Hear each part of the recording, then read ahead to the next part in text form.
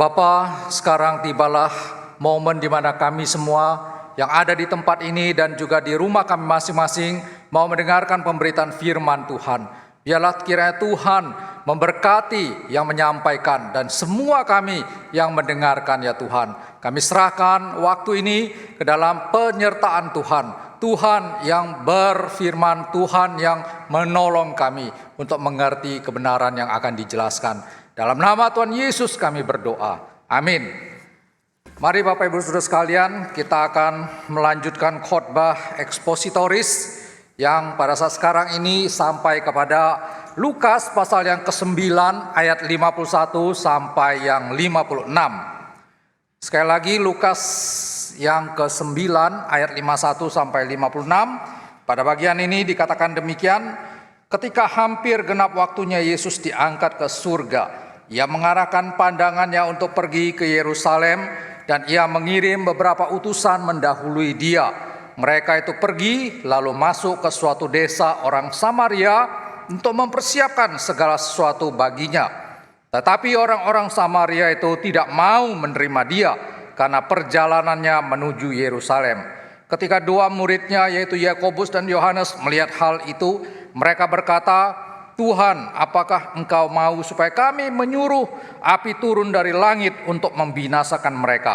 Akan tetapi Ia berpaling dan menegur mereka, lalu mereka pergi ke desa yang lain. Bapak Ibu Saudara sekalian, di tengah dunia yang berdosa ini, tidak selalu kebaikan itu selalu akan disambut dengan satu sikap yang antusias. Tidak senantiasa ada tangan yang terbuka untuk menerima kebaikan. Nah Bapak Ibu, seringkali kebaikan itu justru mendapatkan satu respon yang terbalik, yaitu tidak dianggap sama sekali atau bahkan diremehkan dan juga ditolak adanya. Dan penolakan terhadap kebaikan yang sedemikian ini sering kali terjadi, sangat umum terjadi terkait dengan misi pemberitaan Injil. Padahal kita tahu bahwa Injil itu apa? Bahwa Injil itu adalah berita sukacita. Bahwa Injil itu adalah kabar keselamatan, pengharapan, kabar kehidupan untuk orang berdosa. Tetapi disinilah kita melihat bahwa orang berdosa seringkali menolak kebaikan yang demikian itu. Dan ini sesuatu yang illogical gitu ya. Ini sama dengan orang yang sakit parah tetapi menolak kesembuhan. Ini sama dengan orang yang sekarat tetapi menolak satu tindakan medis yang akan menyembuhkan dia. Ini sama sekali hal yang sulit dimengerti. Tetapi justru itulah yang terjadi. Seperti yang barusan dari teks yang kita baca, di mana di situ kita melihat penolakan daripada orang Samaria terhadap kebaikan Tuhan Yesus yang mau melayani mereka. Nah Bapak Ibu Saudara sekalian, kita tahu bahwa Tuhan Yesus di dalam keberadaan dan di dalam pelayanannya, Dia sengaja ke daerah Samaria. Karena kita tahu bahwa orang Yahudi itu tidaklah bergaul, berasosiasi dengan orang Samaria karena alasan-alasan yang nanti kita akan lebih detail lagi. Tetapi Tuhan Yesus sengaja pada waktu Dia sudah menyelesaikan pelayanannya di daerah Galilea, lalu Dia mau pergi ke Yerusalem. Nah Bapak Ibu, pada umumnya orang Yahudi itu akan mengambil jalan yang lebih jauh, menghindari diri mereka, melintasi daerah Samaria.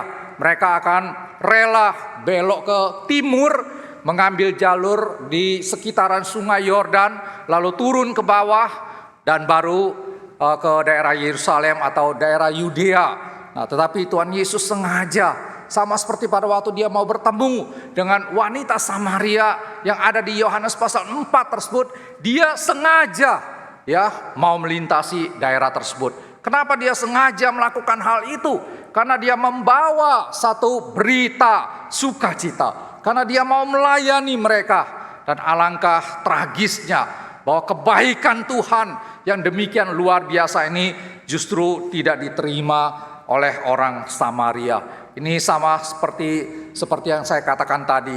Orang yang sakit menolak daripada dokter. orang yang mati menolak kehidupan, sangat-sangat sesuatu yang illogical. Tetapi kalau berbicara tentang penolakan, nah Bapak Ibu kita lihat bahwa bukan ini yang pertama kalinya Tuhan Yesus mengalami penolakan di dalam pelayanannya.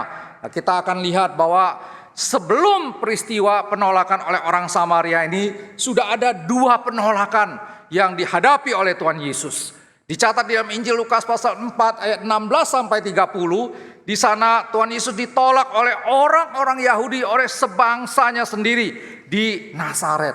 Kenapa mereka menolak Tuhan Yesus? Oleh karena mereka merasa kecewa bahwa dia ini sebagai seorang yang mengajarkan hal-hal ya tentang kebenaran, tentang firman. Lalu dia diragukan akan otoritas kewibawaannya oleh karena mereka tahu siapa dia ini. Dia ini anak tukang kayu, ibunya dikenal Maria, saudara-saudaranya ada bersama dengan mereka. Mereka semua tahu asal usulnya sehingga mereka merasa mungkin mereka melihat bahwa ini adalah suatu hal yang kenapa seorang nabi dari kalangan yang seperti demikian, dan mereka kecewa terhadap Tuhan Yesus dan dikatakan menolak Tuhan Yesus. Lalu yang kedua Bapak Ibu Saudara sekalian, di dalam Lukas pasal 8 ayat 26 sampai 39. Nah, di sana dikisahkan lagi juga satu peristiwa penolakan terhadap Tuhan Yesus. Apa yang terjadi? Yang terjadi adalah bahwa di sana Tuhan Yesus melakukan satu mujizat yang luar biasa. Mujizat membebaskan seorang yang terbelenggu oleh kuasa iblis, kuasa setan yang begitu hebat. Dikatakan bahwa dia dirasuki oleh legion. Legion itu menggambarkan satu kondisi di mana orang tersebut dirasuki oleh begitu banyak roh-roh jahat. Sampai tidak mungkin ada yang bisa mengeluarkan, membebaskan orang yang terasuk setan ini. Tapi Yesus di dalam kemurahan, di dalam hatinya yang menebarkan kebaikan, berbelas kasihan kepada orang yang dirasuk oleh satu kumpulan yang begitu besar roh-roh jahat tersebut. Dan yang terjadi adalah bahwa roh-roh jahat itu dikeluarkan dan dimasukkan ke dalam sekumpulan babi. Nah, Bapak Ibu Saudara sekalian, disinilah masalahnya timbul, yaitu bahwa sekumpulan babi yang begitu besar itu kemudian terjun ke dalam danau, dan di danau itu semuanya mati. Nah, pada waktu orang-orang di Gerasa itu melihat hal yang demikian ini, mereka ketakutan, mereka menolak Tuhan Yesus. Oleh karena apa? Oleh karena peristiwa perbuatan yang dilakukan oleh Tuhan Yesus itu sudah menimbulkan satu kerugian secara ekonomi bagi orang Gerasa tersebut. Nah, karena alasan itulah mereka menolak Tuhan Yesus. Lalu yang ketiga, dari teks yang barusan kita baca, Lukas 9 ayat 51 sampai 56, Yesus ditolak oleh orang Samaria. Karena kenapa? Dia mau pergi ke Yerusalem. Nah, di sini kita perlu melihat ya, perlu memikirkan kenapa orang Samaria itu menolak Tuhan Yesus. Saya yakin sekali bahwa berita mengenai Yesus pada waktu itu sudah menjadi hal yang begitu luar biasa. Informasi mengenai Tuhan Yesus, pelayanannya, mujizatnya. Karena pada waktu dia mau, di dalam teks kita ini dikatakan bahwa dia akan mengarahkan pandangannya untuk pergi ke Yerusalem. Nah, di dalam apa yang terjadi ini, sebenarnya Tuhan Yesus sudah melewati separuh masa pelayanannya. Jadi Tuhan Yesus itu melayani 3,5 tahun. Sudah separuh pelayanannya, dia mau ke Yerusalem untuk menyelesaikan apa yang menjadi misi daripada yang dia kerjakan. Nah, pada waktu itu tentu segala hal yang sudah Tuhan Yesus lakukan, mujizat-mujizat, berita-berita tentang kerajaan Allah, hal-hal yang berkaitan dengan Injil, semua sudah banyak yang tahu. Dan saya yakin sekali juga orang Samaria tidak tertutup untuk informasi demikian mengenai figur daripada Tuhan Yesus. Tetapi Bapak Ibu Saudara sekalian, disinilah menimbulkan satu keheranan. Kenapa orang Samaria sampai menolak Tuhan Yesus? Nah, Bapak Ibu, ada beberapa hal yang kita perlu pelajari ya, berkaitan dengan relasi antara orang Yahudi dan orang Samaria. Bapak Ibu, kenapa orang Samaria menolak Tuhan Yesus? secara umum boleh dikatakan bahwa itu karena alasan permusuhan, itu karena alasan ada sesuatu hal yang bersifat rasial, ketidakcocokan yang menimbulkan suatu ketidaksesuaian yang menyebabkan mereka tidak bisa bergaul satu dengan yang lainnya. Nah, di sini kita melihat bahwa apa yang menjadi latar belakang daripada hal yang demikian ini. Bapak Ibu Saudara sekalian, orang Yahudi pasti sudah tidak mau bergaul dengan orang Samaria. Demikian juga dengan hal yang sebaliknya. Itulah sebabnya pada waktu perempuan Samaria yang bertemu dengan Tuhan Yesus, yang dijumpai oleh Tuhan Yesus di dekat sumur Yakub itu, dia mengatakan kalimat apa? Dia mengatakan kalimat, masakan engkau seorang Yahudi minta minum kepadaku seorang Samaria. Pada waktu itu konteksnya Tuhan Yesus sedang di dalam satu perjalanan di tengah hari yang begitu terik dan dia kelelahan. Lalu dia lihat wanita Samaria ini menimba air dari sumur Yakub itu. Dan dia mau minta minum kepada wanita Samaria tersebut. Dan ini respon yang didapatkan. Masakan engkau seorang Yahudi minta minum kepadaku seorang Samaria. Dan di ayat di Yohanes tersebut dikatakan, sebab orang Yahudi tidak bergaul dengan orang Samaria. Bapak Ibu, hal yang lain lagi kita juga melihat bahwa bagi kelompok Yahudi, orang Samaria itu dianggap sebagai setengah kafir adanya, half pagan. Mereka setengah daripada orang-orang penyembah berhala. Mereka kenapa demikian? Oleh karena mereka tidak menjaga kemurnian darah keyahudian mereka. Nah, di dalam kehidupan sejarah daripada orang Samaria itu, mereka sudah mengalami satu kawin campur yang terjadi pada waktu bangsa-bangsa asing menawan mereka pada zaman pembuangan ke kerajaan Asyur. Nah, disitulah mereka sudah kawin dengan bangsa-bangsa asing tersebut sehingga mereka tidak lagi dianggap sebagai orang Yahudi yang memiliki darah keyahudian yang murni adanya. Dan itu adalah suatu hal yang menjadi cacat di pandangan daripada orang Yahudi melihat orang Samaria tersebut.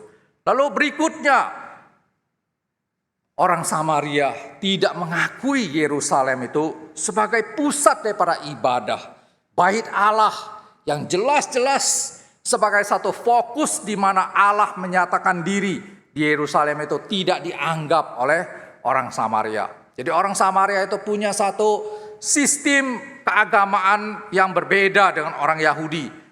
Orang Samaria itu cuma menerima Pentateuch. Pentateuch itu apa? Yaitu 5 kitab Musa saja. Yang lainnya tidak diterima oleh orang Samaria.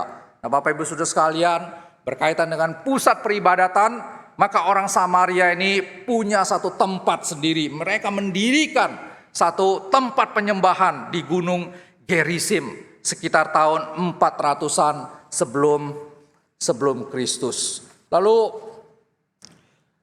kita juga lihat bahwa di dalam perjalanan sejarahnya permusuhan orang Samaria dan Yahudi itu semakin menjadi hal yang meruncing tatkala pusat penyembahan mereka di Gunung Gerizim itu pernah dihancurkan pernah dihancurkan oleh apa? Pernah dihancurkan oleh satu pemimpin Yahudi dari kelompok Hasmonean, dari dinasti keimaman pada waktu itu, yang bernama John Hyrcanus pada tahun 123 sebelum Kristus.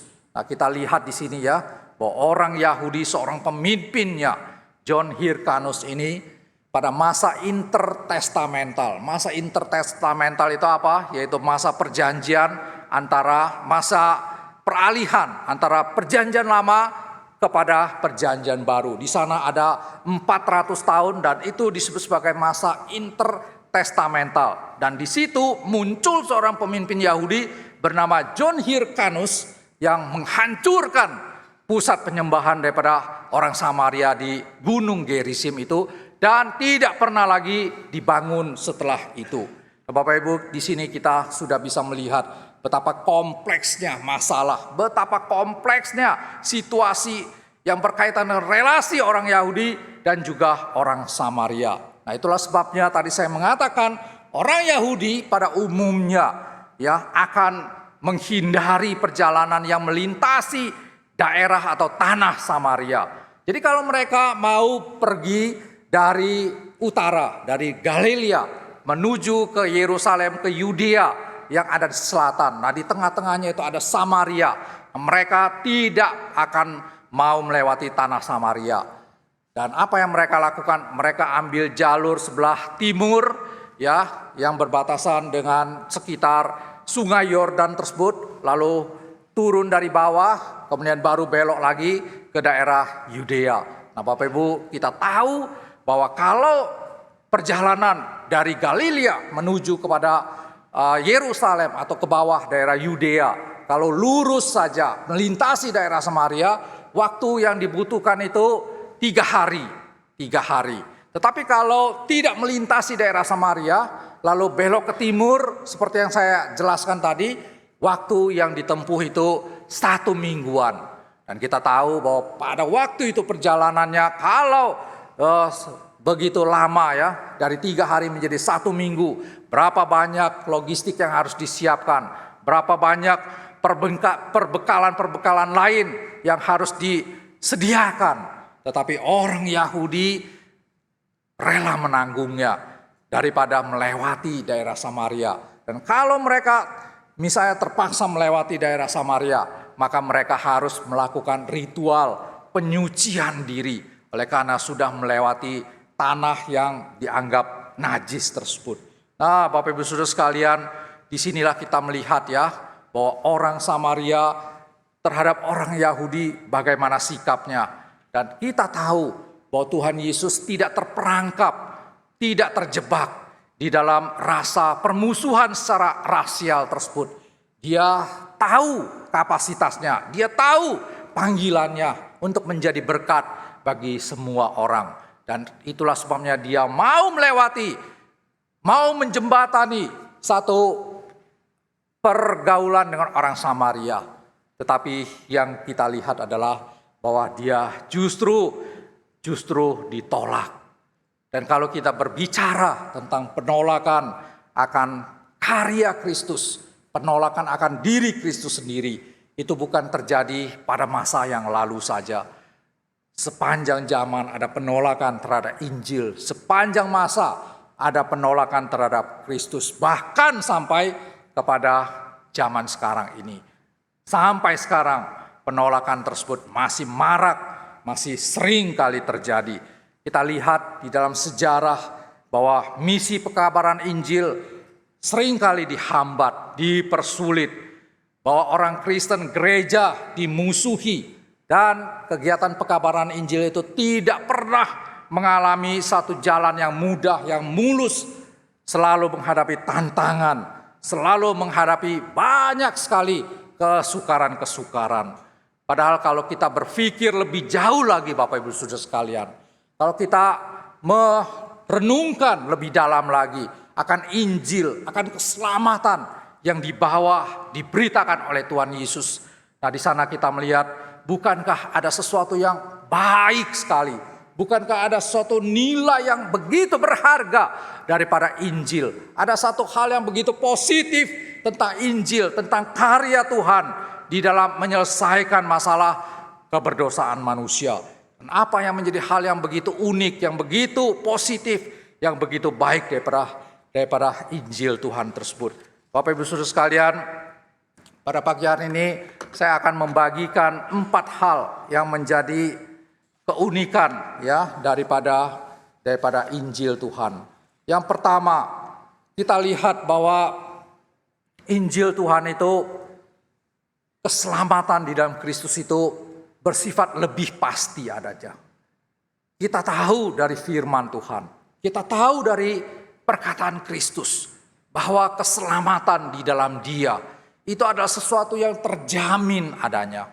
Adakah hal yang demikian ini kita bisa temukan di dalam sistem kepercayaan yang lain?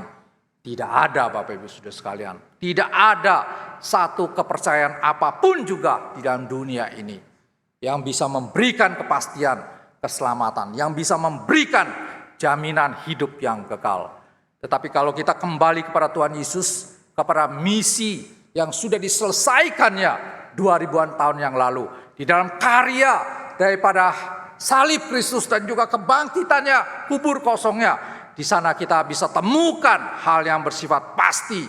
Di sana kita bisa yakin ada jaminan yang dimeteraikan Tuhan, ya, bagi orang yang menerima, beriman kepada Tuhan Yesus. Mari kita melihat satu bagian daripada Alkitab.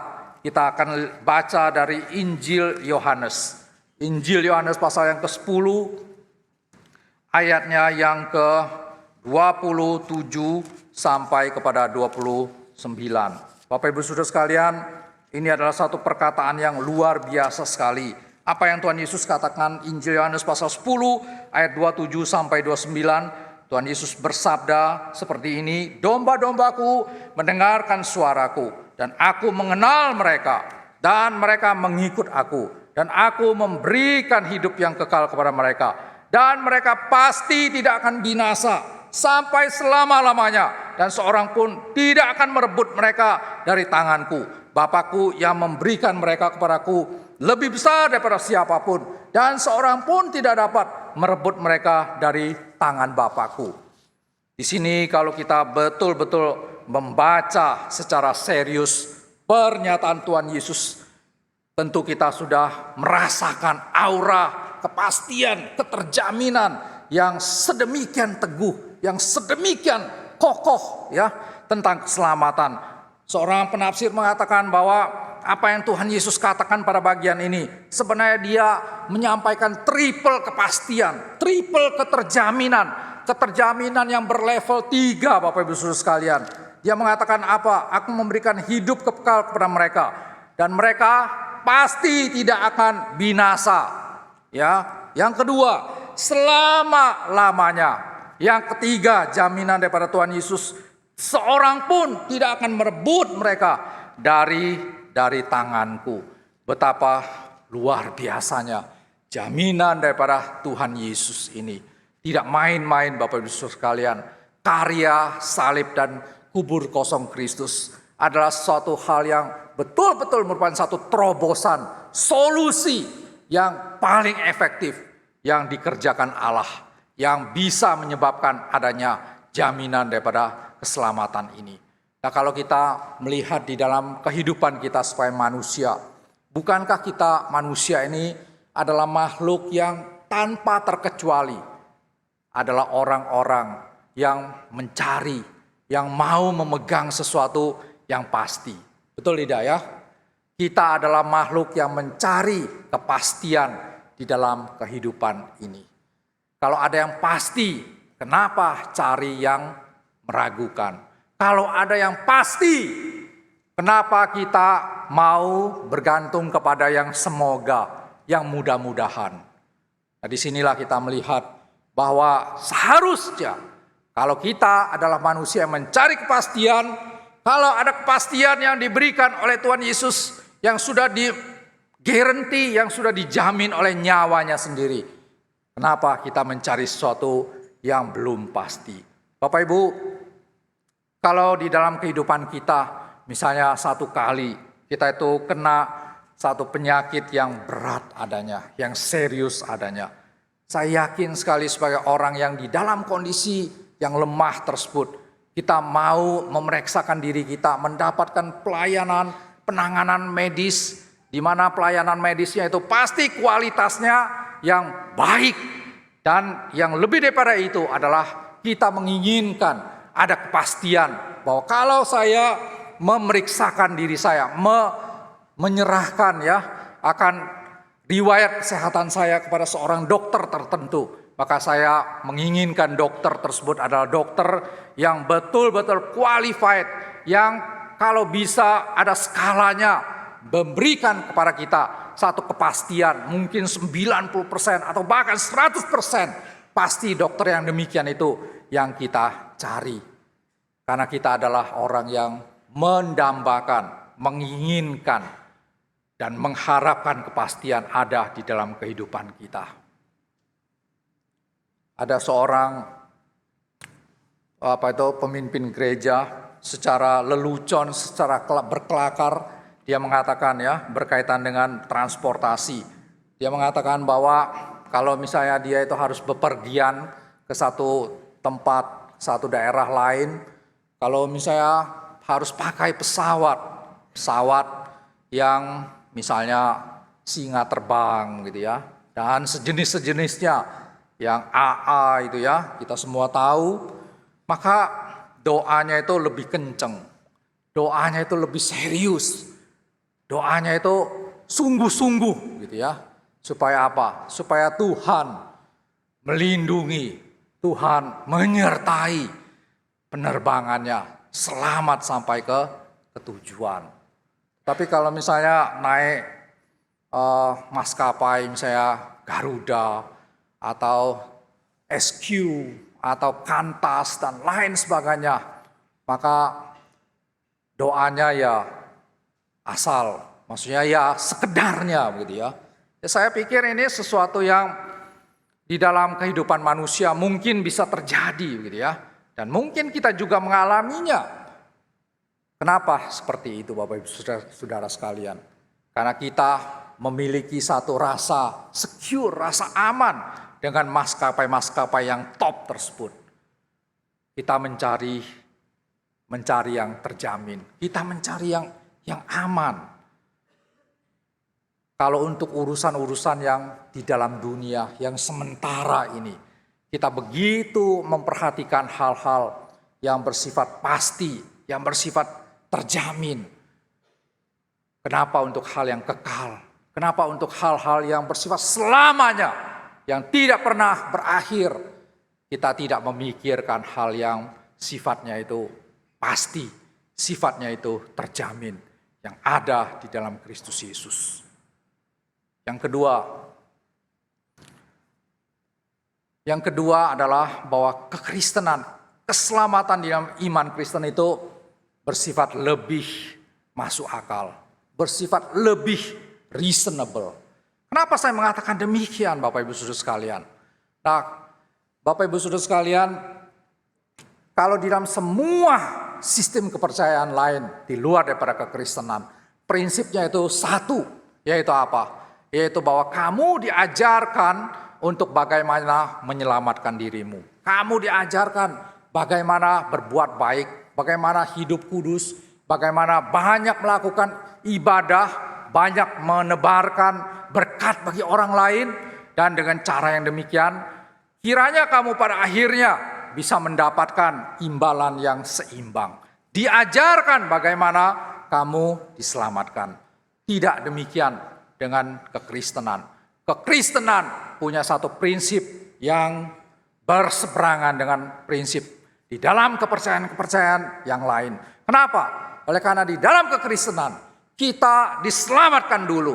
Kita diselamatkan dulu baru diajarkan bagaimana berbuat baik.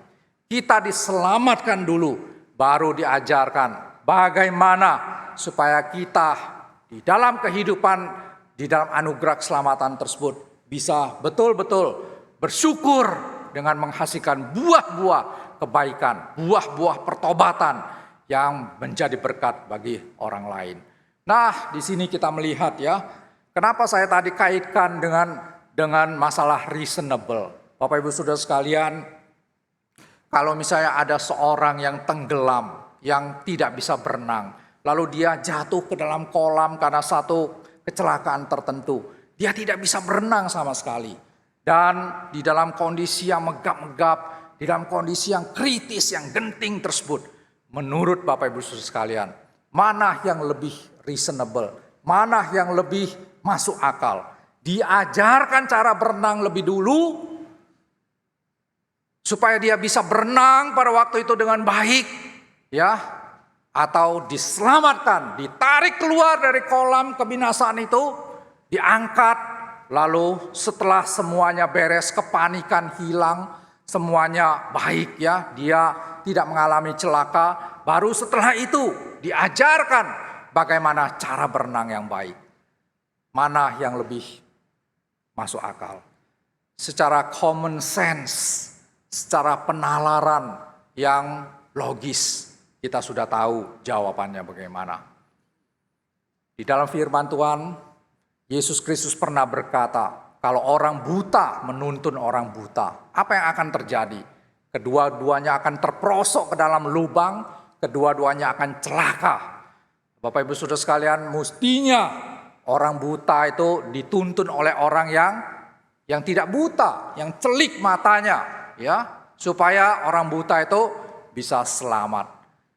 Bapak Ibu, kalau ada orang berdosa, mengajarkan orang berdosa lainnya untuk berkaitan dengan masalah keselamatan, dibandingkan dengan orang yang tidak berdosa, yang datang dari surga, dan mengajarkan orang berdosa, menuntun, merangkul orang berdosa, untuk bisa dia diselamatkan dalam keadaan yang baik. Mana yang lebih masuk akal? Common sense akan menolong kita untuk menalar dengan baik mana yang lebih masuk akal. Dan itulah yang terjadi di dalam iman Kristen. Bahwa Tuhan itu tidak menyuruh kita ya belajar kebaikan, penuhi segala macam hidupmu dengan amal, dengan ibadah yang begitu kudus dan lain sebagainya untuk kamu itu punya modal untuk diselamatkan. Tuhan tidak mengajarkan hal yang demikian. Tapi itu tidak berarti bahwa di dalam kekristenan tidak ada tempat bagi perbuatan baik. Iman Kristen mengajarkan bahwa perbuatan baik tidak pernah menjadi landasan dasar keselamatan kita. Karena keselamatan adalah anugerah yang diresponi dengan iman semata. Tetapi ada tempat bagi perbuatan baik di dalam iman Kristen. Nah, Bapak Ibu Saudara sekalian, yang ketiga, iman keselamatan di dalam iman Kristen bersifat lebih konkret adanya. Apa artinya konkret? Lebih nyata, lebih betul-betul ya terlihat, terasa, betul-betul real adanya. Nah, di sini kita melihat bahwa Allah yang mengasihi kita di dalam Kristus Yesus bukan mengasihi kita dengan perkataan. Dia tidak mengasihi kita dengan mulutnya saja. Dia tidak mengasihi kita dengan memberikan sejumlah firman, menurunkan sejumlah ajaran, sekumpulan doktrin yang mengajarkan kita untuk bagaimana tadi saya katakan diselamatkan. Tetapi apa? Tetapi Allah mengasihi kita di dalam tindakan, di dalam perbuatan. Ada seorang teolog Injili yang sangat punya nama, Carl Henry. Dia pernah mengatakan bahwa Allah mengasihi kita bukan dengan firman saja, bukan dengan memberikan firman saja, memberikan petunjuk ini dan petunjuk itu saja, tetapi mengasihi kita dengan firman yang menjadi manusia. Nah, di sini kita melihat bahwa pada waktu firman menjadi manusia, firman itu juga mengatakan kalimat yang sangat-sangat signifikan sekali. Di Injil Yohanes pasal 15 ayat 13, di sana dikatakan tidak ada kasih yang lebih besar daripada kasih seorang yang memberikan nyawanya untuk sahabat-sahabatnya. Bapak Ibu Saudara sekalian, kasih yang diberikan itu tidak lain adalah pengorbanan Kristus bagi kita. Tidak lain adalah satu karya di mana ada tubuh yang dicabik-cabikkan bagi kita, ada darah yang dicurahkan untuk apa? Untuk penghapusan pengampunan dosa kita. Ini adalah satu kasih di dalam tindakan. Ini adalah satu kasih yang begitu konkret. Sehingga kalau misalnya kita bertanya kepada Tuhan, Tuhan, apa buktinya bahwa Engkau mengasihi aku? Apa buktinya bahwa Engkau begitu peduli terhadap aku? Saya punya satu pemikiran, punya satu imajinasi.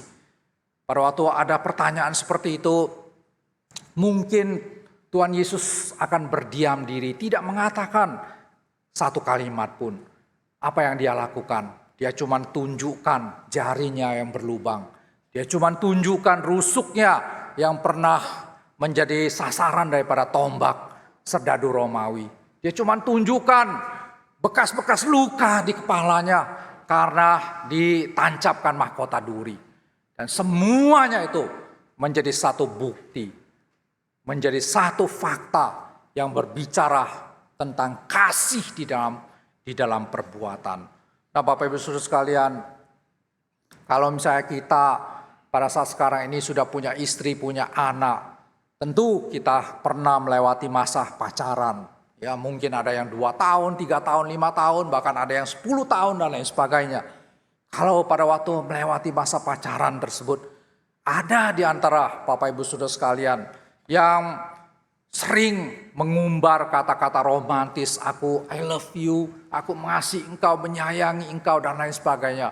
Tetapi misalnya selama 5 tahun begitu ya, jangankan misalnya cincin sekian gram, jangankan misalnya kalung emas dan lain sebagainya itu bisa ada di leher daripada pasangannya. Misalnya selama 5 tahun itu, 1 batang coklat pun tidak pernah muncul misalnya. Kalau kondisi seperti itu, apa betul gitu ya, kita masih yakin perkataannya bahwa dia mengasihi? Sinilah kita melihat perbuatan berbicara jauh lebih kencang, lebih keras daripada perkataan. Dan itulah yang terjadi di dalam dan apa yang dilakukan oleh Tuhan Yesus. Dia memberikan dirinya, dia memberikan hidupnya, memberikan nyawanya. Tidak ada yang lebih konkret, tidak ada yang lebih besar lagi daripada pengorbanan Kristus di dalam mengasihi, mencari orang yang berdosa di dalam misi karya keselamatannya. Lalu yang keempat, bahwa keunikan daripada keselamatan di dalam Kristus itu bersifat lebih sederhana adanya. Nah, Bapak Ibu Saudara sekalian, sederhana kenapa? Sederhana oleh karena kita itu diselamatkan hanya melalui iman saja. Jadi iman yang dibutuhkan, iman semata yang menjadi satu syarat kita boleh menerima anugerah kebaikan daripada pekerjaan keselamatan Tuhan Yesus. Mari saya mengajak kita melihat dari Roma pasalnya yang ke-10. Roma pasal yang ke-10 ayatnya yang ke-9 dan yang ke-10. Pada bagian ini Rasul Paulus mengatakan demikian. Sebab jika kamu mengaku dengan mulutmu bahwa Yesus adalah Tuhan dan percaya dalam hatimu bahwa Allah telah membangkitkan dia dari antara orang mati, maka kamu akan diselamatkan. Dan karena dengan hati orang percaya dan dibenarkan, dan dengan mulut orang mengaku dan diselamatkan. Bapak Ibu Saudara sekalian, ini adalah satu cara yang sangat simpel sekali ya, berkaitan dengan bagaimana orang diselamatkan. Cuma percaya saja.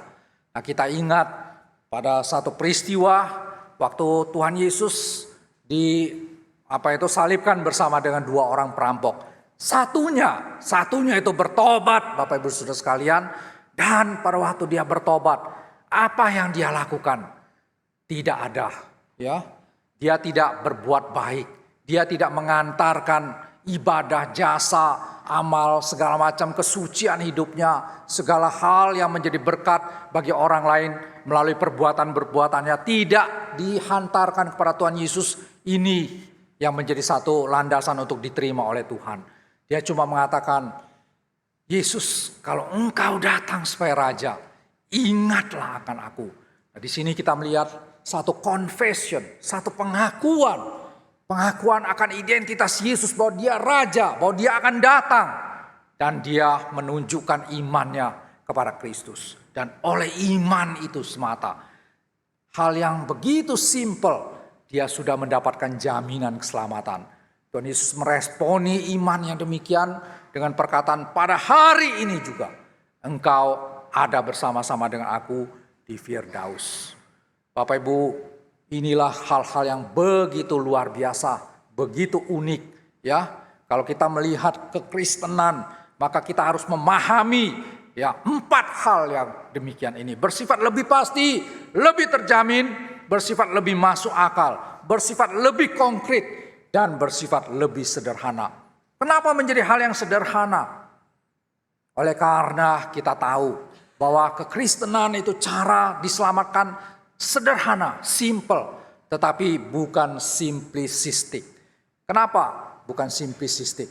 Karena kita tahu juga bahwa pada waktu Tuhan menyediakan cara keselamatan yang sederhana ini, maka Bapak Ibu Saudara sekalian, segala hal yang complicated, segala hal yang rumit, segala hal yang begitu ruwet adanya, itu sudah diselesaikan oleh Tuhan Yesus sendiri. Itu sudah dibereskan oleh Tuhan Yesus. Sehingga disinilah kita melihat ada satu cara, solusi yang begitu sederhana. Kita diselamatkan oleh iman. Kita diselamatkan tidak perlu repot-repot berbuat baik. Tidak perlu ribet-ribet menyucikan diri terlebih dahulu. Pada waktu orang berdosa mau menerima keselamatan, hanya datang kepada Tuhan Yesus. Hanya berkata, aku percaya kepada Engkau, menerima Engkau sebagai juru selamat. Kalau itu adalah satu pernyataan iman yang sungguh-sungguh, maka seperti Roma pasal 10 ayat 9 dan 10, kita akan diselamatkan oleh Tuhan. Nah Bapak Ibu, pada saat saya sudah mempresentasikan hal yang demikian ini, misi pekerjaan Tuhan yang demikian luar biasa, berharga ini, mengapa sampai orang Samaria, mengapa sampai orang lain dunia yang berdosa sekarang ini menolak Injil yang begitu berharga, yang begitu positif, yang begitu luar biasa? Bukankah secara common sense, kalau ada yang lebih pasti, lebih terjamin, kalau ada yang lebih masuk akal, lebih konkret, lebih sederhana, dan diberikan secara gratis juga, bukankah itu adalah pilihan kita? Tetapi kenyataannya, pekerjaan Tuhan, pekabaran Injil tidak selalu mendapatkan sambutan daripada orang berdosa. Kenapa? Nah, kalau kita melihat dari 2 Korintus pasal yang keempat ayat 3 sampai 4. Di sana Paulus mengatakan, kenapa ada orang yang Injil itu sudah begitu jelas dipaparkan, tetapi tetap tidak mau percaya. Kenapa Injil itu sudah begitu terang dijelaskan, tetapi orang itu tidak melihat terang kebenaran Injil tersebut. Paulus mengatakan, itu karena mereka sudah dibutakan oleh ilah-ilah zaman ini. Jadi kita melihat Bapak Ibu Saudara sekalian, berkaitan dengan masalah penolakan orang berdosa, maka di sini kita melihat dampak daripada dosa, yang setidaknya dampak daripada dosa itu ada yang sifatnya itu blinding, ada yang sifatnya itu membutakan. Jadi dampak efek daripada dosa kepada manusia, kalau terhadap kebenaran-kebenaran Tuhan, terhadap Tuhan, terhadap segala firman-Nya, terhadap kekekalan, terhadap hal-hal surgawi, maka efek daripada dosa itu membutakan kita. Sehingga kita tidak melihat hal yang begitu berharga, begitu positif adanya. Tetapi kalau berkaitan dengan hal-hal duniawi, dengan kedagingan kita yang begitu cocok, begitu sesuai dengan selera kita, selera duniawi kita, selera kedagingan kita, maka dosa itu punya satu efek, yaitu apa? Binding, yaitu mengikat, membelenggu seseorang, sehingga orang itu sulit sekali melepaskan diri daripada keterikatannya kepada hal-hal duniawi, hal-hal berdosa yang memang cocok dengan kedagingan kita.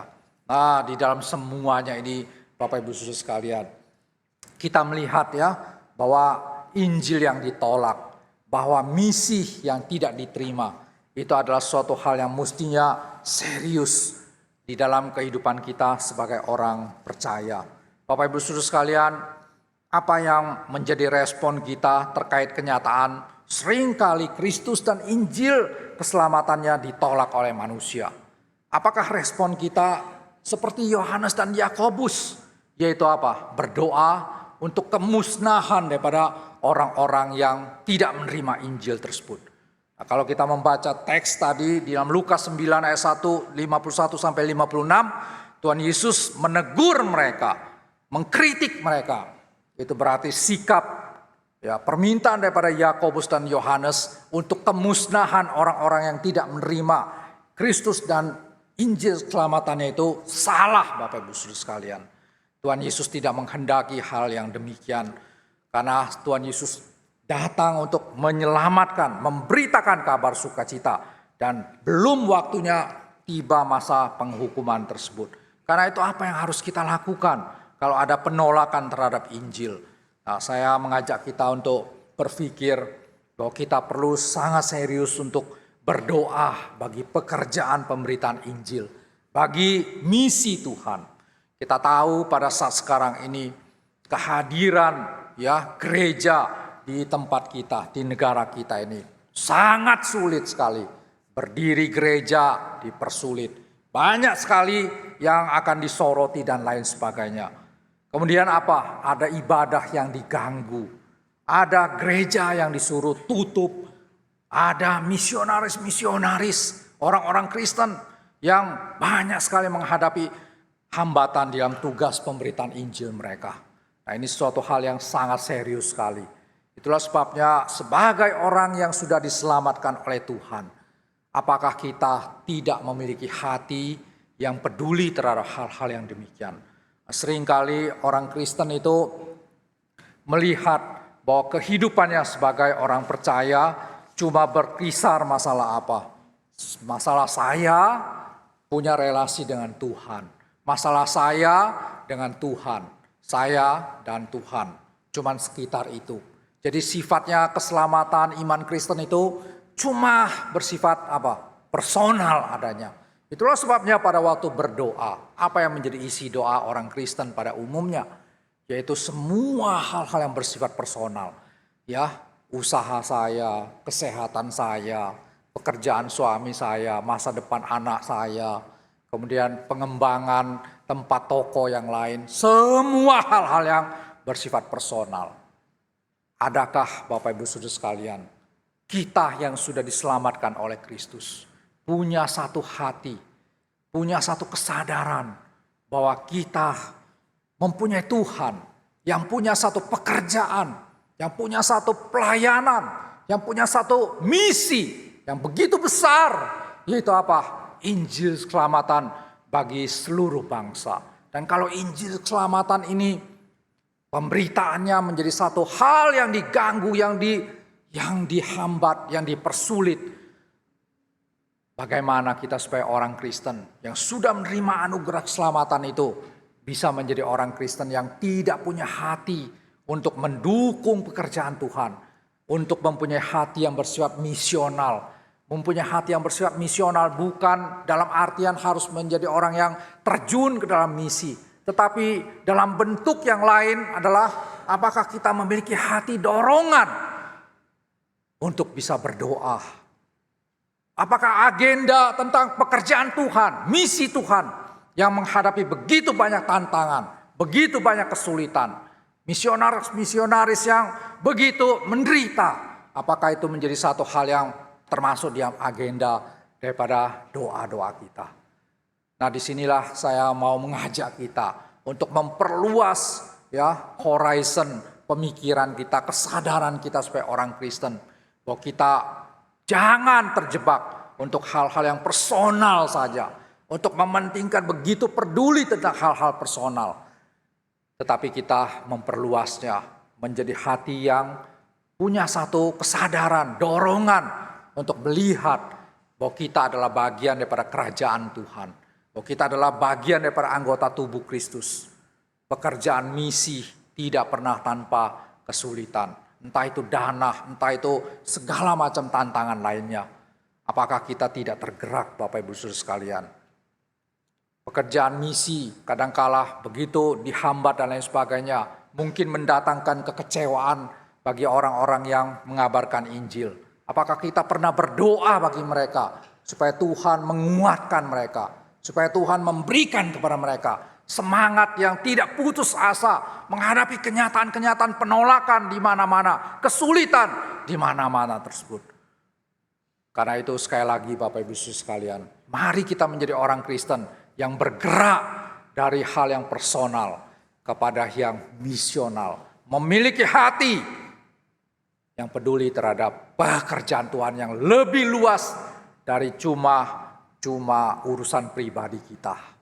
Karena itulah yang akan menolong kita. Doa-doa kita berharga. Doa-doa kita saya yakin kalau dinaikkan dengan keyakinan, dengan iman, dengan ketulusan, biarlah kiranya melalui doa kita, ya, dunia ini orang-orang berdosa boleh dilawat oleh Roh Kudus, boleh Tuhan mencelikan mata rohani mereka, sehingga mereka melihat betapa berharganya Injil keselamatan daripada Tuhan, dan mereka membuka hati untuk menerima Injil tersebut.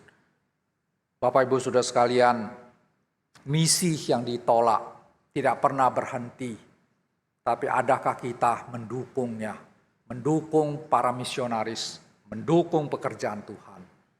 Mari sekali lagi, biarlah kita berusaha dan terus berusaha menjadi orang Kristen yang memiliki hati misional di dalam doa-doa kita. Tuhan menolong kita. Mari berdoa. Bapa yang ada di dalam kerajaan surga, pada saat sekarang ini ya Tuhan, kami sudah melihat satu hal yang terjadi di dalam pelayanan Tuhan Yesus, bahwa Engkau ditolak oleh orang Samaria dengan alasan-alasan tertentu. Dan kami yakin penolakan itu tidak berhenti sampai di sana. Sampai sekarang ini ya Tuhan, kami terus melihat adanya penolakan. Tuhan, tolonglah gerakkan kami supaya anak-anak Tuhan, supaya kami memiliki kesadaran untuk ya Tuhan, betul-betul punya care, punya kepedulian, punya concern terhadap pekerjaan Tuhan di dunia ini ya Tuhan. Lepaskanlah kami daripada semangat keegosentrisan kami yang cuma peduli kepada hal-hal personal kami ya Tuhan. Bukakan kepada kami satu kesadaran untuk betul-betul mendukung, memiliki hati yang berdoa untuk misi-misi daripada Tuhan di seluruh dunia, di tempat-tempat kami, di daerah-daerah yang kami kenal.